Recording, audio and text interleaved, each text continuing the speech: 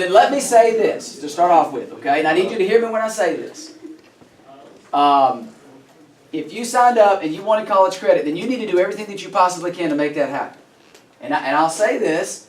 A lot of times, I talk to my students very bluntly. I'm a very blunt individual. I don't mince words very much. We have a responsibility to give you information and to put you in the best position possible. But you have to understand something, that American history spans a long time. Most folks consider this particular exam the hardest, or this course, the hardest AP course that you'll take in high school.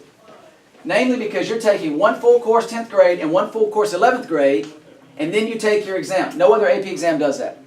You got 2 courses basically that you're being assessed from. So what she is doing for you, whatever you think, she is doing everything she can to get you prepared as much as she can. But at the end of the day, you need to understand something. I'm going to tell you this. There's a personal level of responsibility where you got to put it on your back and you got to walk with it. Okay? You cannot just rely on her to get you ready. If you leave every day and you go home and you do nothing with your material that you learned in that particular day, you are not doing what you should be doing. And that's not to put you on blast or anything. What it is to tell you that there's a measure of responsibility on you to be successful in this class. So, if you're okay with no college credit, then a couple of things. Number 1, don't do anything when you go home. Don't do anything with it. And number 2, don't pay attention today. So, if that's you, then that's what I would do. But if you were of the masses that raised their hand and said, I do want college credit, then what I would say is, pay attention today, participate, ask questions. And I like for things to be lighthearted. I joke and carry on, whatever. But know where to transition and to get serious, okay? Because what we're going to talk about today, in this session and the other sessions, those of us that came to present and to talk to you, we came, and we really are invested in seeing you guys succeed, just much like your teacher is. So that being the case, today, for 3.5 hours, or 3:25, however much time we've got left, try to give it everything that you possibly can so that you don't bring down the rest of the folks around you, okay? Good. Is that fair enough? All right, so, and no matter what you say, when I came in this morning and y'all said, oh, I'm not ready for this, it's going to be beneficial for you if you take away from it what you can and if you get to it. Okay, so today, my name, by the way, is Jamie Reese. I teach at Buckhorn High School, just outside of Huntsville. Y'all know where Buckhorn is? And so I've been teaching there. I've been teaching for 12 years. I've been teaching AP for about 7 or 8 years. And it can be a struggle. And I know sometimes when you have a reading that you've been assigned or you have work that you have to do, not everybody is invested in history. Not everybody appreciates it to the depth that some others do. I see some of y'all grinning right now, and that's okay. That's all right. When you go off to college and you start taking courses, there are going to be things you're going to have to study and know that you don't really appreciate. But you got to do it. Okay. So today we're going to talk in this session about what they've called A+ College Ready has deemed a taste of the national exam. So my job today is to talk with you about the components of the exam, have you go through some of the components of the exam in a timed fashion, which some of you you're not going to like it, but what it's designed to do is to make you feel better when you go into the test. This is I'm guessing. Do y'all have AP World in 9th grade here? No. Okay. So some schools are doing that. We just started doing it this year. So for you guys, this will be the first AP exam that you take. How many of you plan on taking another AP class after this? Most of you in here. So that being the case, this is your first chance. What we don't want is for you to walk into the day of the exam and be a catatonic goat. You know what that is? Anybody know what a catatonic goat is? A fainting goat? You don't know what that is? I've got to put that on a video loop so I can show people when I go. It's where you jump out like that and the goat goes like this. And they just fall over. And they lay there and they can't move for 30 seconds. Y'all never seen? Go home and Google that today. I promise you. It's hilarious.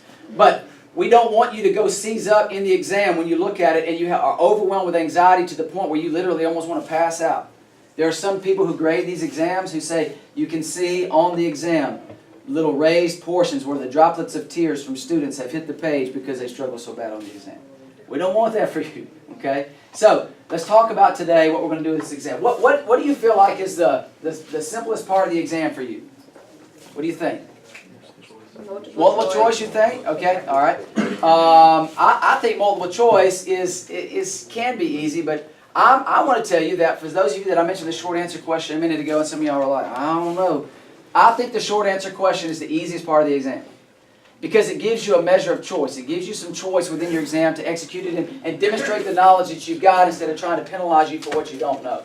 So I'm kind of changing things up from what we were going to do somewhat, and we're going to do some things with the short answer here in just a little bit. But I do want to go through the parts of the exam with you before we get started. So if you'll take your packet, and I'm going to jump around just a little bit because the way that they've got it set up in this packet, don't really like it. So if you'll flip open and go to page 12.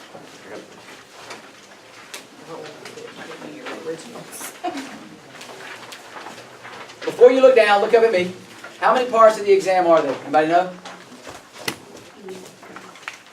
4 parts.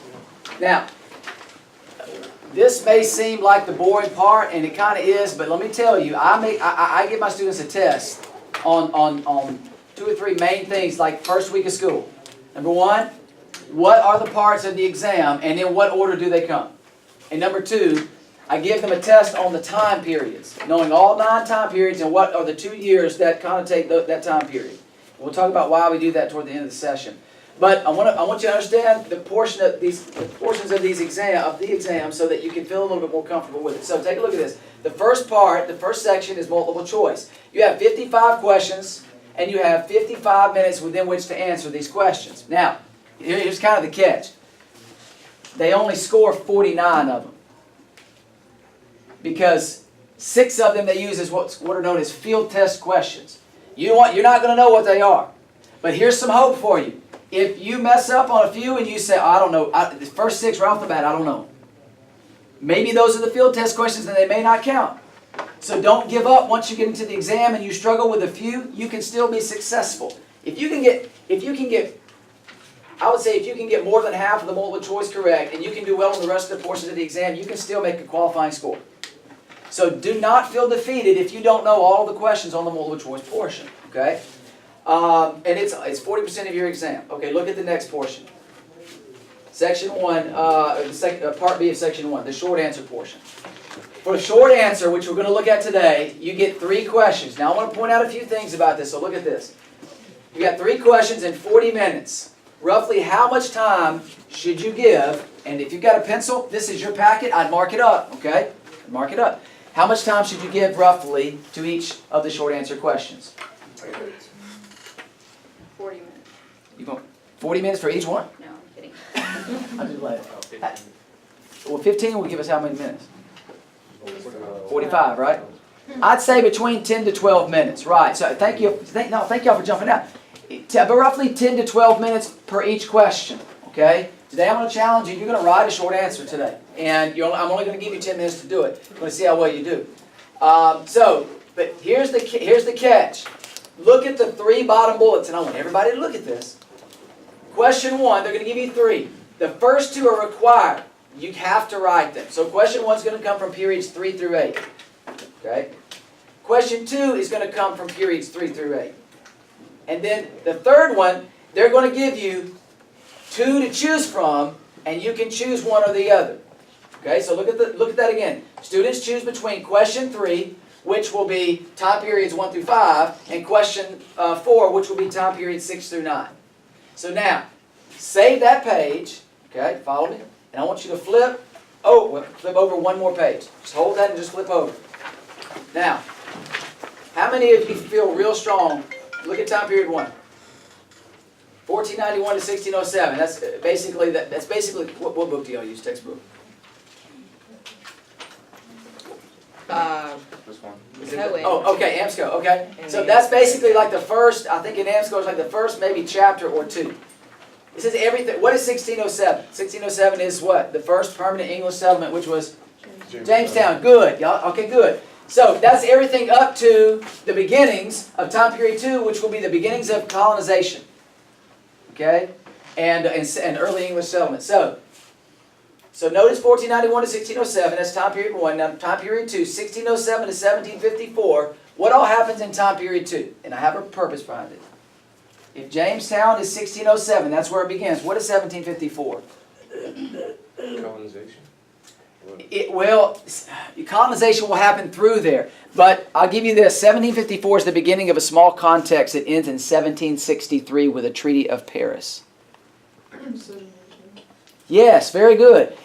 So 1754 is the beginning of what? The 7 Years' War, or the French and Indian War. So now, what happens between 1607 and 1754? Colonization, right. So all that happens within there.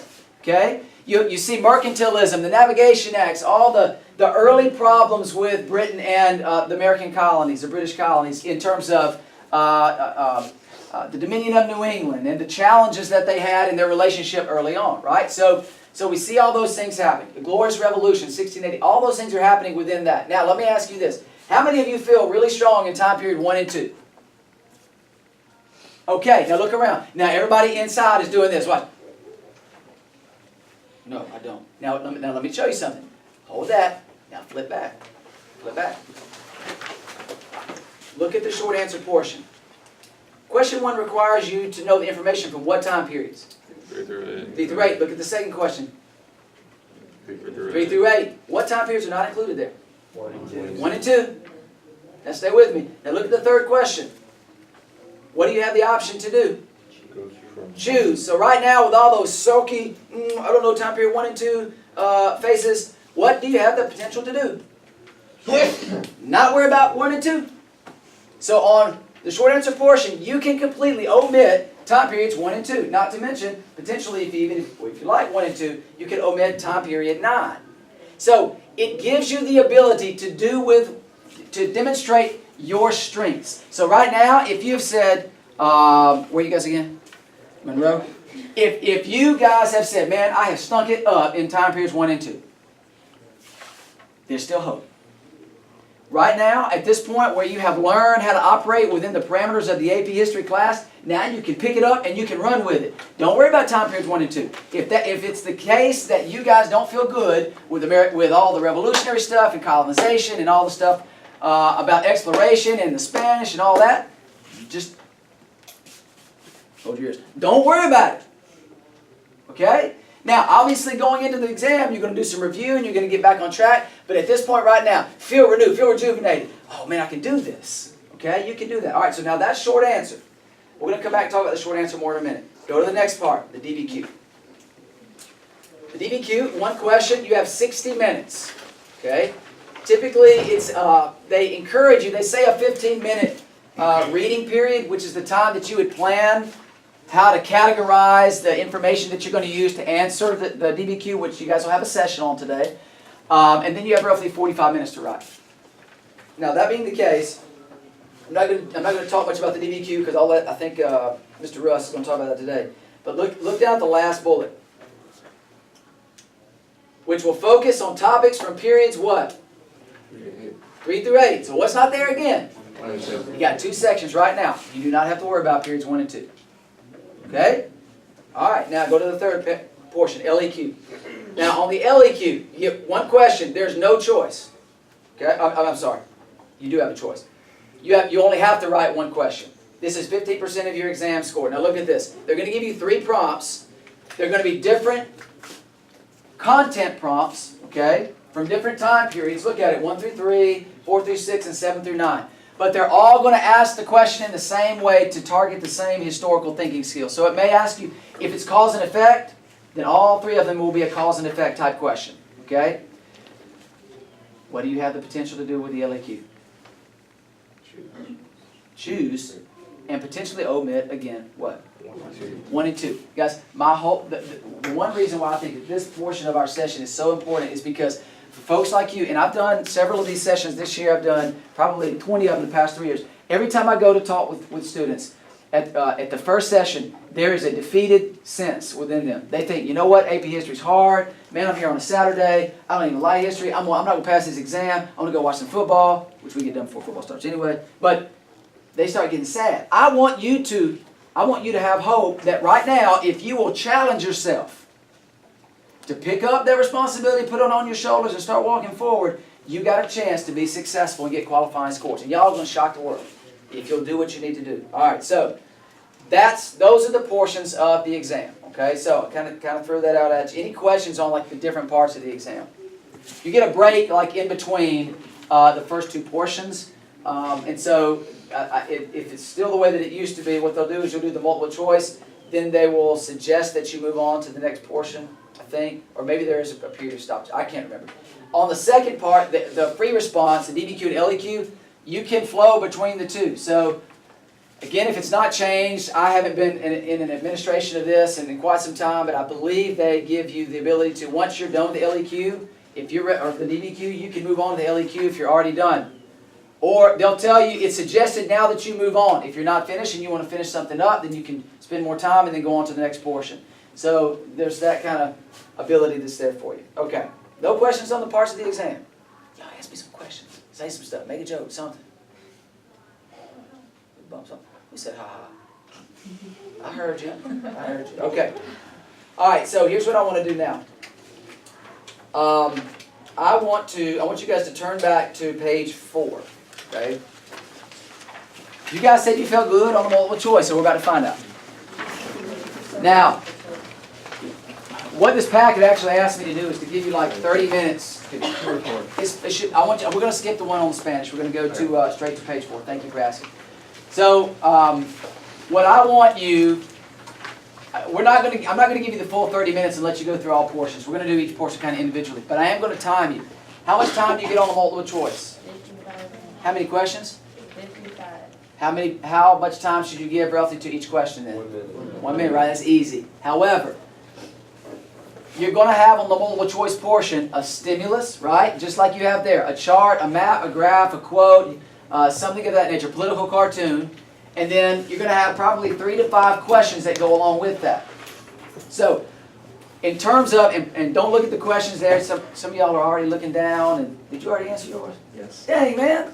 I'm working there. All right, close it up then. Close it up for a minute. Close it up. What I want you to understand is kind of how to approach this. When you do a multiple choice, when you attack a stimulus-based multiple choice question, you have done stimulus-based multiple choice, right? Okay, so let me say this. When you do these, there's a method of approach that if you do it repetitiously every time you do it, it'll start being second nature. I always tell my students to look at the stimulus first, and specifically look at the stuff around it. Call it the peripheral information. I mean, peripheral vision is stuff to the side, all the stuff around the document. What would that be? Like, for instance, like in this, what would it be? The title. Okay, title. What else? The map key. Good. Yeah. Now, if it were, let's just say it was a quote by Thomas Jefferson, what would the peripheral information possibly be? That is a quote by Thomas Jefferson. Yeah, at the bottom it's going to say Thomas Jefferson. And it might also give you what else? Time period. Time period, might give you the date, and it might also give you the text from which it was derived. So if it was from a book or something like that, it might say Thomas Paine, and then the book might be pamphlet. Common Sense, okay? Give you 1776. So then you've got some context to go on. Some folks go to the questions first. They read the question, then they go back to the stimulus, and then they come back and answer the question. I don't necessarily advise that, but you have to kind of find the way that works best for you. I tell mine, look at the stimulus first, look at the stuff around it, look at the stuff inside, then go to the questions. I want you to approach it the way that you feel like is best for you on what we're about to do, though, okay? You're going to have 3 minutes. Stay with me. 3 minutes. I'm going to give you 4. You have 4 minutes. You've got to answer the 3 questions that are attached to that stimulus there. So note, you've got that chart, that map there, and then on the next side, I think there's 3 questions. I'm going to time you. You've got 4 minutes to answer those questions. Don't cheat off somebody. Not give a grade. Do your own work. Okay? Are you ready? Look at me. Look at me. All eyes on me. On my face. On my face. On my face. Hang on. Ready? Hang on. Hang on. What is phone here? Are you ready? Go.